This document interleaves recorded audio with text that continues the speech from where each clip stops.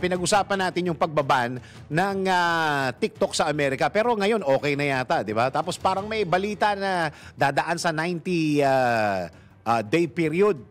Yung sabi ni incoming President Donald Trump. Okay? Nasa linya po natin isang eksperto para malaman natin paano naging threat yung TikTok. Parang pinupuntahan lang naman natin yan para tayo'y maging masaya. Okay, pag wala tayong ginagawa, lalo na pagka nakakaranas tayo ng tut-tut, traffic na yan. Di ba? Pagka pumapatay ka ng oras, tapos gusto mong iba-iba yung mga content na nakikita mo, may mga kumikita, pero dun pa rin di ba? Parang maging masaya ka lang. Okay, nasa linya po natin ang technology editor and cybersecurity expert. Pag-uusapan natin yung ban ng TikTok sa US. Siyempre, mas maganda ito dahil eksperto po ito. At siyempre, ano natin to, kumbaga, suki na natin pagka pinag-uusapan natin yung mga ganitong topics. Si Mr. Art Samaniego. Sir Art, magandang araw po. Good morning po sa inyo at sa lahat ng mga nakikinig. Dako, Sir Art, nung pinag-uusapan namin to sa chat namin kagabi bilang topic, yung talagang binigay kong pangalan, sinuggest ko, si Mr. Art Samaniego talaga. Salamat po. Opo. Ano ko, Sir Art, para ka nagpapaliwanag dito sa estudyante mo. Ano ba hugot nito? Bakit naging threat sa cybersecurity itong TikTok na ito? Parang ginagamit lang natin yung app para tayo'y maging masaya. Parang yun yung sinasabi ko kanina. Go ahead, Sir Art. Yung US government, nagkaroon siya ng concern tungkol sa mga, hindi lang sa TikTok, tungkol sa mga Chinese-owned business. Okay. Galing to sa legal framework ng China noong 2017, yung tinatawag na National Intelligence Law, na inuutusan ang lahat ng mga organization, lahat ng mga citizen nila na kailangang i-support, i-assist at makipag-cooperate sa national intelligence efforts. So merong batas na ganun kasi ang China. Okay. At ang legislation na to, nag-i-imply na ang mga Chinese companies, kahit saan sila nag-ooperate, pwede utusan ng gobyerno na i-share yung data with the Chinese government upon request. So ito yung legal framework na kinatakutan ng US kasi, di ba, ginagamit siya ng mga military, ginagamit siya ng lahat ng citizen. At yung data natin, kumpleto dyan, pati yung location. So pag hiningi, halimbawa ng Chinese government, dito sa kumpanyang to, kahit wala siya sa China, walang magagawa ang kumpanyang to kundi ibigay yung mga information na hinihingi ng Chinese government. Kasi nga, kumpanya sila na Chinese. So dito nagsimula yung takot ng US sa TikTok. Bakit naman kailangan idaan pa sa TikTok, Sir Art? Bakit yung TikTok mismo ang parang napuntirya? Pwede naman idaan yan sa email o kaya sa tawag, Sir Art? Kasi ang TikTok po, ang dami nito mga information na kinukuha doon sa user. So pati yung location mo, pangalan mo, edad mo, so pati yung device na ginagamit mo. So nandun lahat yan na pwedeng kunin ng Chinese government pag i-compel nga daw ang TikTok. Ibigay mo sa amin ang information na mga taong gumagamit sa ganitong lugar. Halimbawa, malapit sa US base. So pwede itong makontrol. Ito yung kinakatakutan ng Amerika, ng US government. Pero maklaro ko lang Sige po. Walang pruweba. Walang pruweba na ginagawa to ng TikTok. Okay. So parang pangamba lang ito. Binasi lang ito sa pangamba, sa totoo lang, Sir Art. Oo. So binasi siya doon sa yun nga, binasi sa pangamba na pwedeng gawin. At kung gawin nila to, madaming malalaman ng mga information, hindi lang tungkol sa user, kundi tungkol sa kumpanya, kung saan nagtatrabaho yung tao. So pwedeng matrace na. Kasi totoo nga naman, bibigay mo talaga yung information mo lahat pagka dinownload mo, Sir Art, di ba? Tama, So ibibigay mo yung information mo kasi ito yung patakaran. Ito yung policy ng TikTok na kailangang malaman niya yung device mo, malaman niya yung location mo. Tama. Pati yung mga content mo. alam niya yun. Oo. Kasi pagka ano ka nga pala, pagka nag-post ka nga diyan, kahit yung kinalalagyan mo, automatic na lalabas na doon ka nag-post doon sa lugar na yon. Kung saan yung source ng ano natin, di ba? Tama po. Oo. So, ganun yan, malalaman niya, halimbawa, sensitive yung Content. information mo. So, yung mga sundalo natin, nagtitiktok sa bundok, di ba? So, malalaman yung location. Pwedeng ipasa nga. Pwede, maaaring ipasa, pero yun nga, walang pruweba. Pwede ipasa ng TikTok sa Chinese government. At Sir Art, hindi mo basta pwedeng hindi mo pwedeng basta utusan yung mga citizen ng Amerika na pagka ganito wag niyo i-upload pagka ganito wag niyo i-upload. Parang ang hirap niya talagang i-identify kung ano yung delikado at hindi delikado. Tama, oo. So kasi yung mga tao, halimbawa ako nagti-TikTok, ako sumasayaw-sayaw lang ako. Pero ang background ko military facility. Oo, tama. So ito yung mga delikado ng mga bagay. So pero yung mga ibang bansa, meron silang solution dito eh. Halimbawa yung Australia, UK, New Zealand. Binan nila yung TikTok sa mga government devices. Ayan, so government devices, sa government hindi po pwede. Devices lang. Oo. Bakit nila ginawa yun? Pagka binan nila, hindi mas lalong hindi sila namomonitor o nakakamonitor. So, binan nila, yung mga tao, yung mga military, yung mga nagtatrabaho sa gobyerno, na government issued yung device, hindi pwede mag-install ng TikTok doon. So, kung personal, pwede. Pero, kung yung official phone ang gamit mo, hindi pwede. Oo nga, pero kung may second na telepono, pwede na. Pwede na. Di ba? Kung second telepono rin lang ang pinag-uusapan dyan at yung issue sa'yo, hindi pwede. Dito sa kabila. Oo, pwede na. So yun yung ginawa ng ibang bansa. Pero sa US kasi, kahapon, talagang total blackout. Wala sila, hindi mo sila ma-access, hindi mo sila ma-download. Kasi nga, gumawa ng executive order gagawa, pagka-upo niya, gagawa siya ng executive order na wag i-apply yung batas dito. Pero yun lang, yun yung tanong ko, pwede bang i-supersede ng executive order ang law? Kasi batas na yung... Batas na yun eh. Batas yung... Oo.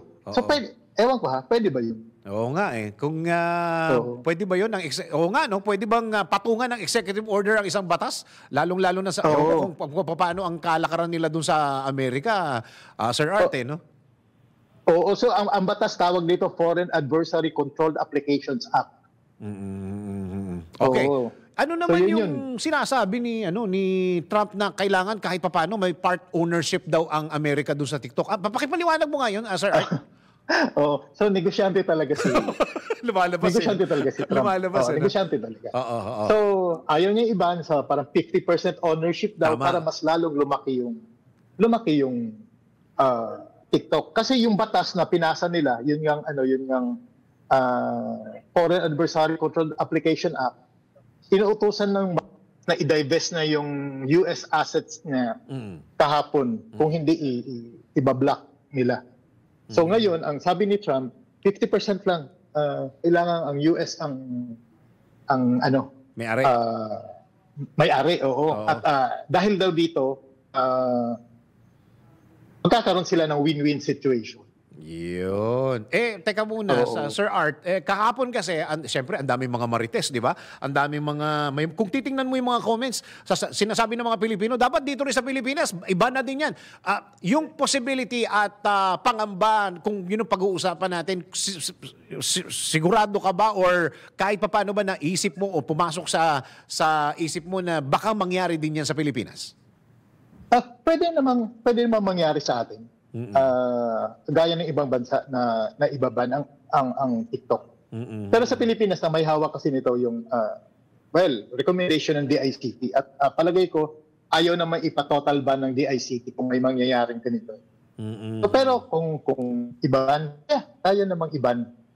Kaya lang masyadong ang daming tao ngayon ang umaasa sa social media, gaya ng TikTok sa mga negosyo nila, sa mga pangkabuhayan nila. Ang daming kumikita dito sa TikTok. Oo Pero nga ang problema lang din, ang dami ni scammer Tama. sa mga social media accounts natin. So, kaya dapat pag-aralan din. Oo. Ewan ko kung na-monitor mo kahapon, Sir Art, yung mga yung mga influencer doon sa Amerika na sumikat sa TikTok, nag-iiyakan eh.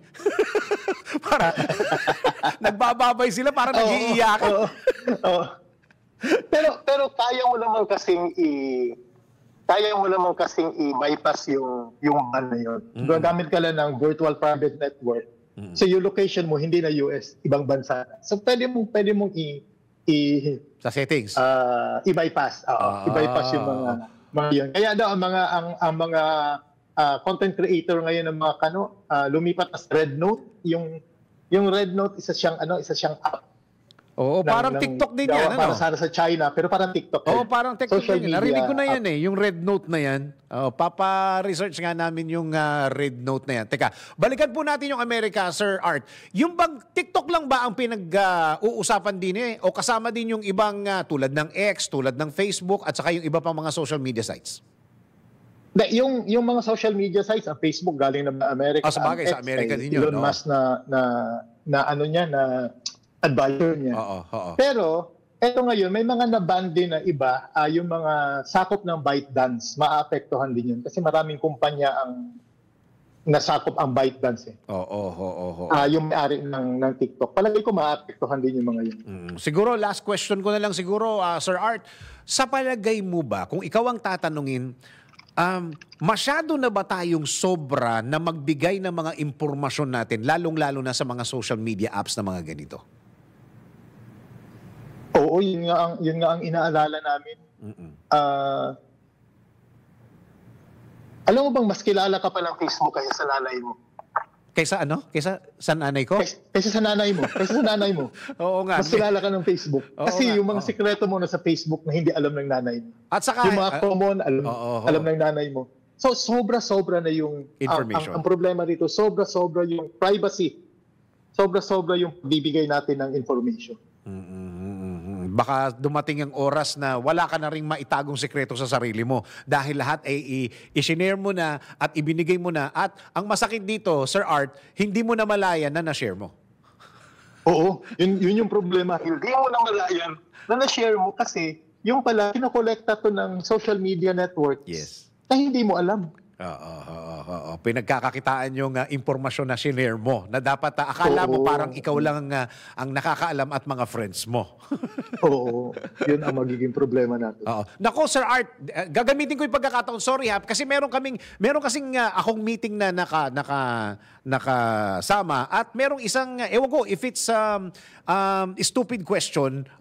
Merong isang nag-share doon na medyo natakot ako na parang napatunayan na daw na ilang beses. For example, tayo, Sir Art, nakita tayo sa labas at napag-usapan natin, hindi natin ginagalaw yung cellphone natin. Hindi natin ginagalaw yung cellphone, nandyan lang sa atin, nandyan lang sa harapan natin. Okay. Pinag-usapan natin ang pinakamasasarap na kape sa buong mundo. Sa Japan, natikman ko yung ganito. Alam mo, sa Pilipinas, may ganitong kape. Bakit daw, pagsakay daw niya ng sasakyan, lumalabas na lahat ng kape doon sa kanyang feed?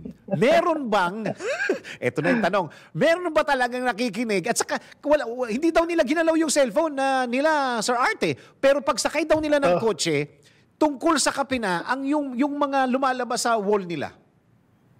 Alam mo, dininay ng Facebook to.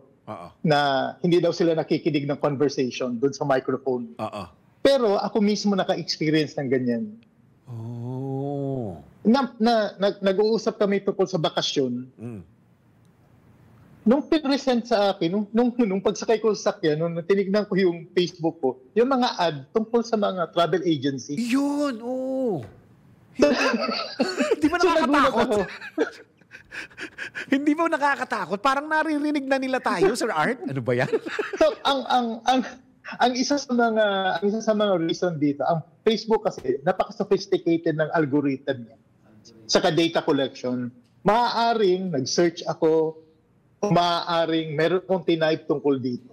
So isa yun sa mga reason, isa yun sa mga dahilan bakit lumalabas yung mga ad. Pero kahit anong isip ko, bakit Ewan ko, nakakatakot, di ba? Yes, kasi wala talaga, Oo. nag-usap kami noon, silang dalawa lang actually nag-usap, hindi ako kasali. Pinag-uusapan nila yung tungkol sa kape. Tapos, tinawagan niya akong gano'n, sabi niya, Deds, alam mo ba yung pinag-uusapan namin ni ganito, tungkol sa kape? Andito na sa wall ko, palagay ko, pare, nakikinig sila. Ay, sabi ko, ano ba naman yan? Hindi, natanong ko lang, Sir Art, napag-usapan lang natin, ikaw pala ay may experience na rin ganyan. So, basta ito, dinila ito ng Facebook, pero ang problema ko nga, nag-a-align yung ad doon sa recent conversation. So ito yung pinag-aaralan ko ngayon. Yun. Bigay mo sa amin, Sir Art, share mo sa amin pagka ikaw tapos na sa pag-aaral na yan. Sir Art, maraming salamat and Happy New Year pa rin. Ay, thank you very much and Happy New Year. Maging safe po tayong lahat online. True. Amen to that. Maraming salamat, technology editor and cybersecurity expert si Mr. Art Samaniego. Ronda Pilipinas.